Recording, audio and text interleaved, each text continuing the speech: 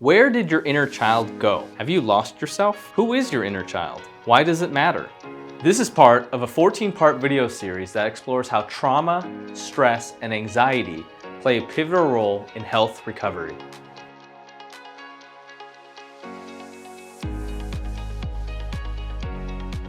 Hi there, I'm Dr. Chanu Dasari. I'm a surgeon who specializes in reversing gut microbiome dysfunction and autoimmune inflammation. My technique for reversing symptoms in as little as 6 weeks has helped thousands of patients over the years and is called the Mind-Gut Immunity Method. And if you'd like to learn more, visit mgiclinic.com and request a discovery call. Now, many of you know my personal story. In my early 20s, I struggled with autoimmune disease and digestive dysfunction. And I was able to fix inflammation naturally using the same methods that I now use in my patients. But even after all these years, after my recovery from autoimmune disease and digestive dysfunction, I've still struggled with the anxiety and frustration. Why was I so sick? Why did I ignore the early signs? Why did I let stress take over? And more importantly, why did I deprioritize myself in these situations? These lingering questions were important ones for me to answer because they were at the heart of why I became sick in the first place. After working with thousands of patients over the years, I can tell you that the themes of trauma, stress, and anxiety keep popping up. So in the Mind-Gut Immunity Clinic, we've enlisted the help of a personal development coach to help create awareness for my clients to understand how anxiety, stress, and trauma play a pivotal role in autoimmune inflammation and digestive dysfunction. It's a mini personal development workshop, if you will, within the Mind-Gut Immunity Clinic that creates awareness around illness. Our clients work one-on-one with our coach, Virginia, who you'll see here today, to integrate new awareness and thought processes into recovery. I can tell you from personally working with Virginia over the years that this is a much needed addition to the Mind-Gut Immunity Academy. And from the positive feedback I've received from my patients, I know that this is something that can help others in their healing journeys. In this video, we'll be discussing inner child work and how it plays a significant role in recovering from trauma, stress, and anxiety. We're going to be looking at how healthy recovery can be achieved by doing inner child work in your life. Who is your inner child? Before you got shushed, told to be quiet, said you were too loud, perhaps they said you can't do that, it's not polite. Like, when's the last time you can remember that you were just free to be you without any rules or regulations? Yeah, adulting is hard, right? It is hard because there are parameters. Yeah, and there's you judge everything you do in terms of like good, bad, productive, waste of time. There's all these these these value judgments on everything, on on the people around you, the things that you do, and kids don't do that. Kids don't do that. You look at kids and they're not busy trying to figure out if their playtime is productive.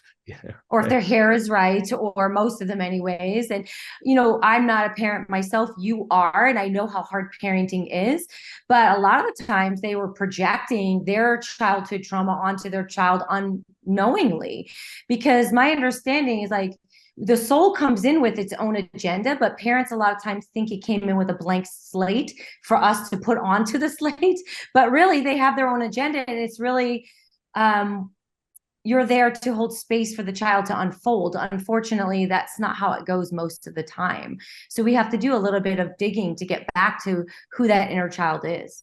I love this area of inner child work because I think it's something that was introduced to me by a friend of mine who is actually a very successful he's a very successful entrepreneur. But he said that the doing inner child work was the one thing that really helped him. And he's not somebody that suffered like a lot of our clients. They have autoimmune disease, digestive dysfunction. They're sick for years and years and years, right?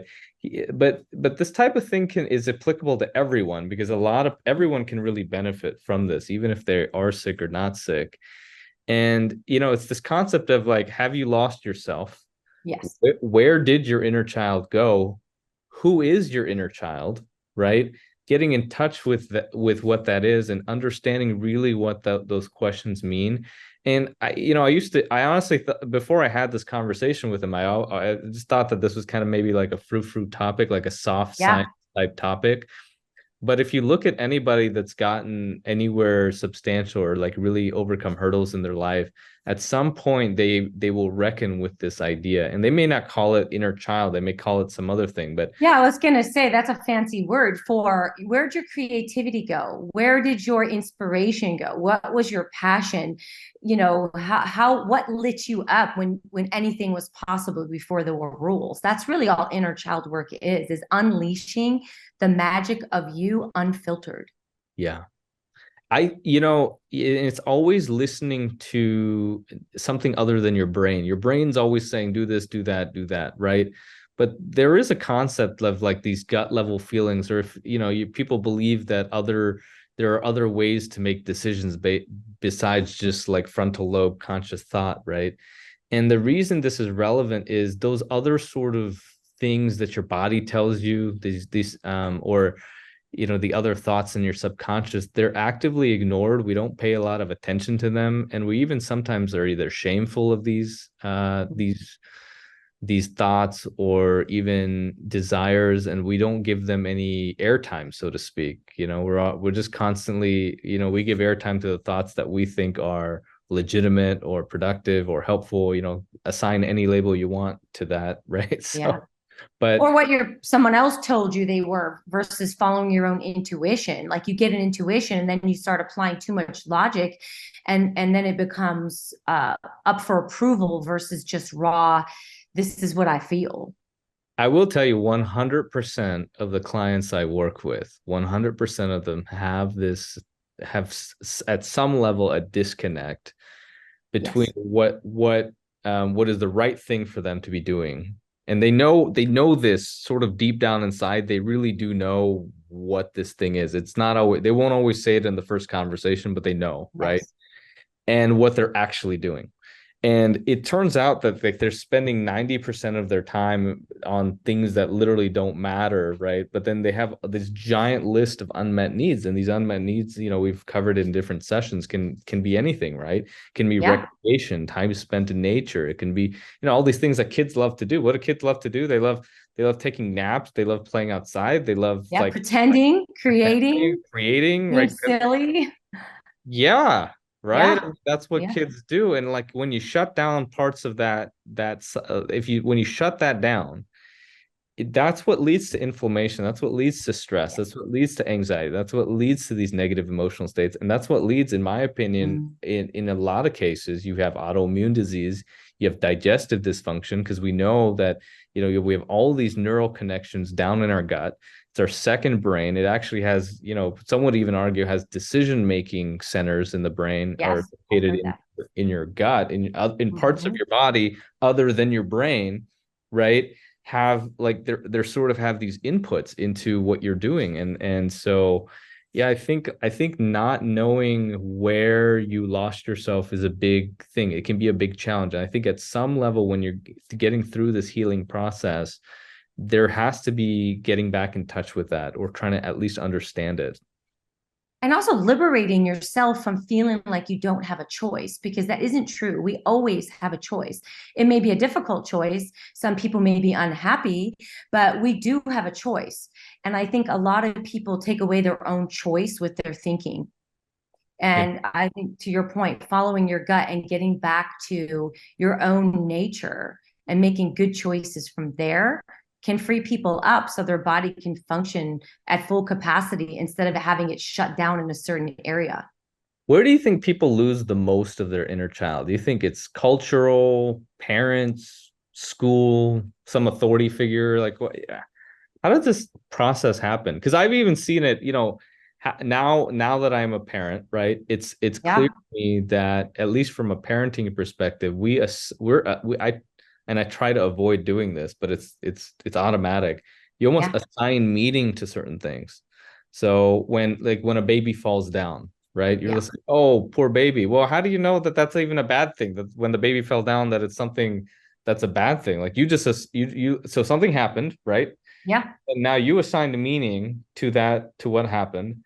And the baby who doesn't know any better, or maybe knows, maybe had a neutral response. Probably the baby knows Yeah. the adult in that case, right? Yeah. So, but the baby is sort of just taking these cues, and now they've now associated falling down with a bad thing or failure with a bad thing. And when it's really not, it's actually a neutral thing and could be a learning experience, and there could be a lot of positives out of those sorts of things. And instead of celebrating that, so whenever we're so quick to assign a label or some kind of metric to something, I think that does cause problems. Yeah. So I'm just curious, like where do people where do you think people lose the most out of this? I mean, unfortunately, it comes very early on because it's around attachment, secure attachment, safety. And, when you're a child, you can only adapt as much as you can as an infant. And then I think as we get older, we don't revise that. So it can start early, but and check in and revise, is that still valid? And to your point about the baby falling, the truth of the matter is the baby fell. It's you feeling like a bad parent that becomes a problem. Did someone see that? So we have all of this stuff going on that we basically project onto the baby who just literally fell, which is part of being a baby, right? And so I think that to your point of assigning meaning, which we do have control over, is where the review can come. Some things are going to happen in childhood. Yeah. That's And just the way it is. there isn't, I mean, there's adult versions of this too, right? Yeah. Like, and I'm guilty as charged, right? When I'm doing something and it's not really like, if it's not in some way supporting my family or livelihood, like the thought in my mind is, oh my God, maybe I'm doing too much of this stuff. Maybe I need to focus more on like things that are productive, that have value, right? That are bringing value. Instead of asking myself, is this really something I enjoy doing? Is it time well spent? Is this meeting an unmet need? Those are other ways of just shifting the value judgment more towards maybe what your inner child may want, right? Yeah, Um, because those unmet needs, they really start early, right? They get they do. lost early. You turn off those signals very early. Some of our clients are as young as 5 years old, right? And these are Yeah. people with Crohn's disease, ulcerative colitis, autoimmune disease, and inflammatory disease, and your eczema, psoriasis, all these crazy things. And you're thinking to yourself, like, wow, this is young, this is young to be getting this. Well, 2 points to that. For one, we undervalue the magnitude of energy because sometimes, even if you're not saying anything, your 5-year-old can feel your energy. So, where is that coming from? Is it coming from the nervousness of the atmosphere? Grandma who knows where it's coming from. So, we're responsible for our energy. The little 5-year-old doesn't know, they just sense. But also, what I would like to say to your adult example is asking yourself what's driving that thought. Why do I feel like I need to be overproductive? Where is there an inner feeling of I'm not worthy, I didn't do enough, or my mom said I had to work harder, I'm nobody, whatever the case may be? But just not stopping at inner child, do I want to do this? But what's driving me to do the things that I do? And is Yeah. that still accurate now? Yeah, and I like that we're saying it like that. Like inner child work is just like a label for this. It's one way of doing trauma awareness training, right? Yes. And there's multiple different methods sort of described, right? Mm-hmm. We really like the Gabor Mate's work on Right. identifying unmet needs, right? And so letting that Mm-hmm. be the starting point of the exploration, we see that we can get transformation in a very short period of time. Sometimes in like 2 sessions, right? People are like hyper Yeah. aware of where things went wrong, and it may be more than one thing, but they become very aware of it, and then they can start making some corrections to that. When even he says, I'm 80 years old, I got triggered and I acted like a 5-year-old, right? So this isn't something you do and we're closing the book.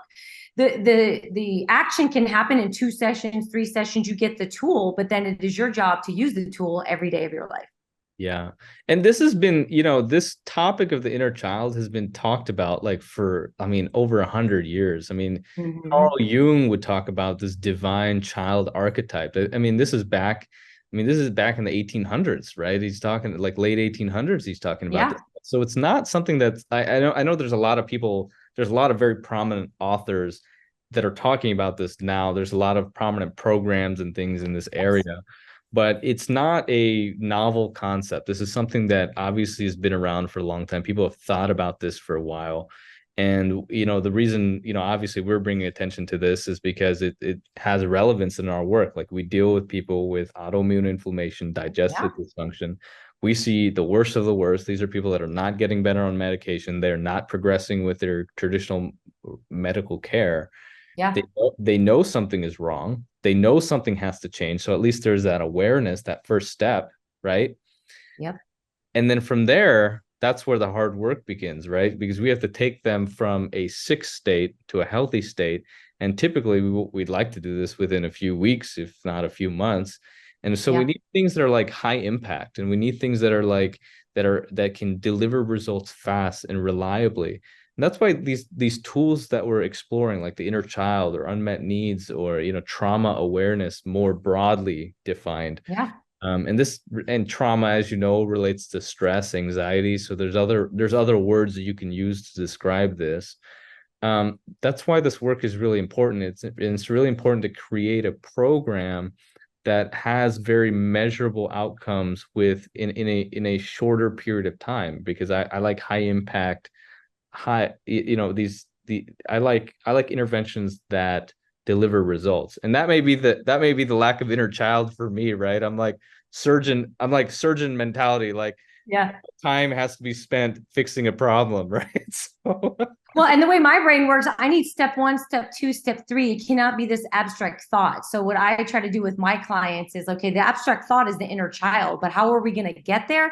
There are steps one, two, three. And if you walk those steps continuously, consistently, then you will get there. Now, will the road have obstacles? Yes, but we're going to get you there. and I like that is and that's really how coaching differs from therapy, right? Like Yes. therapy is all about trying to uncover things, but there's not as, like, I would say coaching is more towards like how do we implement some of these things that people may already be aware of? How do we create changes in a short period of time, mindset shifts, awareness shifts? These things are, in my opinion, have much higher impact than, say, trying to like delve down into the deepest, darkest kind of nooks and crannies of your brain or history, right? And they Um, all have value, but coaching really is how do we move forward from here? How do we accept where I am right now and make the necessary mindset shifts to move forward? Because we need to get unstuck, to release the body, to be free, to heal and do what it does. yeah, they do all have value. I don't want to downplay therapy. Yeah. I would agree with that. And I am definitely not a therapist, and I don't enjoy going back and digging back.